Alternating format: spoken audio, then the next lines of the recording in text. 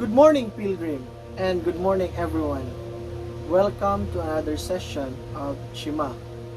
Today, we will be talking about another important individual or personality who has been a key part of the church reformation. His name is John Knox. Now, John Knox was born around 1514 at Haddington, a small town of south of Edinburgh. Around 1529, he entered the University of St. Andrews and went on to study theology. He was ordained in 1536, but became a notary, then a tutor to the sons of local lairds, lower-ranking Scottish nobility in their place. Now, dramatic events were unfolding in Scotland during John Knox's youth. Many were angry with the Catholic Church, which owned more than half of the real estate and gathered an annual income of nearly 18 times that of the crown.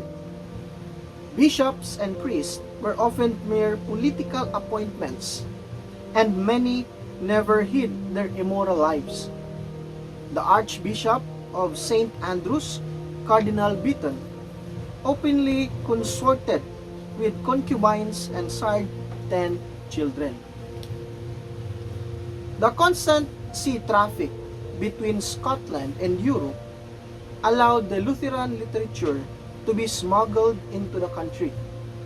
Church authorities were alarmed by this heresy and tried to suppress it. Patrick Hamilton, an outspoken Protestant convert, was burned at the stake in 1528.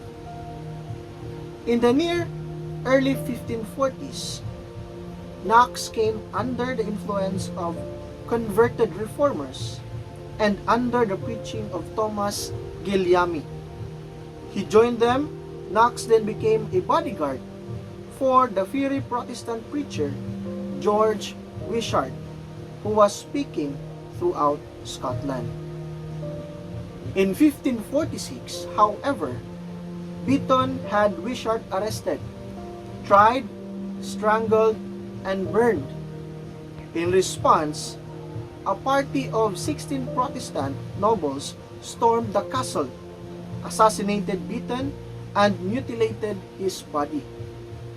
The castle was immediately put to shade. The castle was immediately put to siege by a fleet of French ships. Catholic France was an ally to Scotland.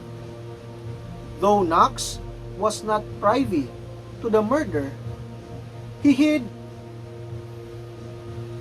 Though Knox was not privy to the murder, he did approve of it, and during a break in the siege, he joined the besieged party in the castle.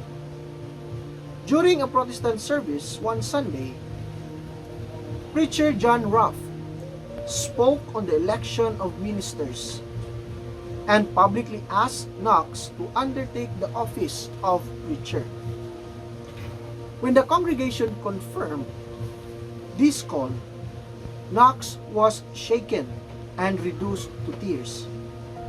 He declined at first, but eventually submitted to what he felt was a divine call.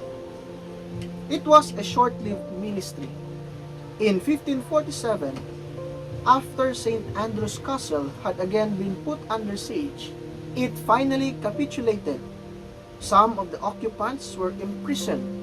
Others, like Knox, were sent to the galleys as slaves. John Knox is considered to be a traveling preacher. 19 months passed before he and others were released. Knox spent the next 5 years in England, and his reputation for preaching quickly blossomed.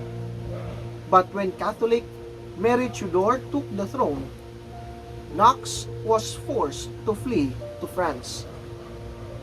He made his way to Geneva, where he met John Calvin, The French reformer described Knox as brother, laboring energetically for the faith.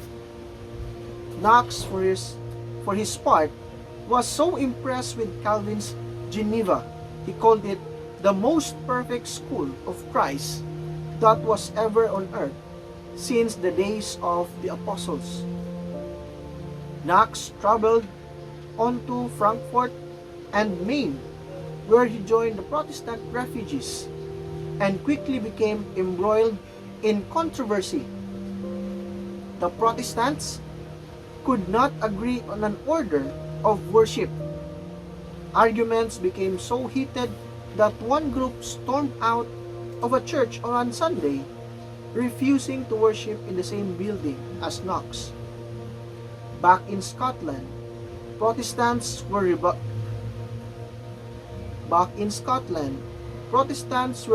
redoubling their efforts, and congregations were forming all over the country, a group that came to be called the Lords of the Congregation. This group vowed to make Protestantism the religion of the land. In 1555, they invited Knox to return to Scotland to inspire the reforming task. Knox spent 9 months preaching extensively and persuasively in Scotland before he was forced to return to Geneva. Away from his homeland, again, he published some of his most controversial tracts. In his admonition to England, he virulently attacked the leaders who allowed Catholicism back in England. In the first blast of the trumpet against the monstrous regiment of women, he argued that a female ruler like English Queen Mary Tudor was most odious in the presence of God, and that she was a traitoress and rebelled against God. In his appellations to the nobility and commonalty of Scotland, he extended to ordinary people the right, indeed the duty, to rebel against unjust rulers. As he told Queen Mary of Scotland later, the sword of justice is God's, and if princes and rulers fail to use it, others may. Knox returned to Scotland in 1559, and he again deployed his formidable preaching skills to increase Protestant militancy. Within days of his arrival, he preached a violent sermon at Perth against Catholic idolatry, causing a riot. Altars were demolished, images smashed, and religious houses destroyed. In June, Knox was elected the minister of the Edinburgh Church, where he continued to exhort and inspire.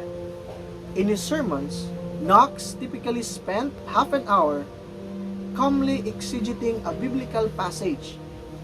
Then, as he applied the text to the Scottish situation, he became active and vigorous and would violently pound the pulpit. Said one note-taker, "He made me so to grow and tremble that I could not hold pen to write." The lords of the congregation militarily occupied more and more cities, so that finally, in 1560, Treaty of Berwick, the English and French agreed to leave Scotland. The English, now under Protestant Elizabeth I, had come to the aid of the Protestant Scots. The French were aiding the Catholic party. The future of Protestantism in Scotland was assured.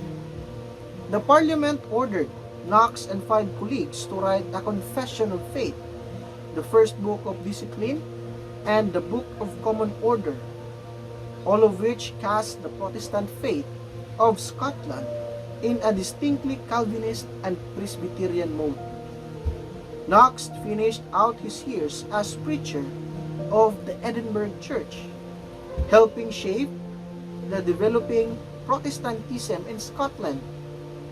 During this time, he wrote his History of the Reformation of Religion in Scotland. Though he remains a paradox to many, Knox was clearly a man of great courage. One man standing before Knox's open grave said, "Here lies a man who neither flattered nor feared any flesh." Knox's legacy is large. His spiritual progeny includes some 750,000 Presbyterians in Scotland, 3 million in the United States, and many millions more worldwide. Once again, thank you Pilgrim Christian College for being with us. We hope to see you tomorrow again with the Reverend Eliezer Villarin for his The Bar session. Have a blessed day everyone, and God bless you.